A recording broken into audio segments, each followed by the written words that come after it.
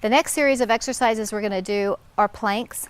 They're really important for teaching stability of your low back and pelvis, and they're excellent for strengthening your abdominals, your rectus abdominis as well as your obliques.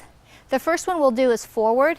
You can choose to be on your forearms like this, or you can come up onto your hands. I'm going to be here because it's easier to demonstrate. But the three key areas of your, well, four areas. One are your shoulders. You want to make sure that you're not dropped down and you're not all the way up. You're just in an in-between place for your rib cage in your shoulder girdles. So not all the way up, not all the way down, just here. You want to think about breathing in between your shoulder blades and keeping your back full, not collapsed. Breathing in between your shoulder blades and keeping that full.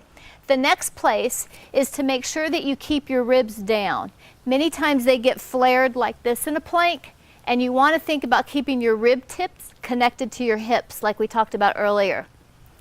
The third place to focus on are your hips. Make sure they don't pike up to the sky, make sure they stay level, and make sure they don't drop too much either. They should be right in line with the rest of your body.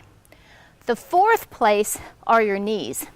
Make sure that even though you have your shoulders in a good place, with breathing in between your shoulder blades, ribs set, hips set, that your knees are not bent. Reach your knees long, reach your ankles long out of your hips, and hold. We should be able to hold this for 2 minutes. If at first you can only hold it for 15 seconds, hold it for 15 seconds and then rest. Again, it's okay to be on your forearms. The next one is a side plank. And again, like we did before, line up your whole body on a line. Your ankles, your knees, your hips. It's okay to push your feet into a wall. I think that's very helpful. And make sure that you're lined up all the way up. That your shoulders not sagging, that your shoulders reaching down into the ground, your ribs are dropped, your hips are open, your knees are straight, and you're reaching straight out. Side plank.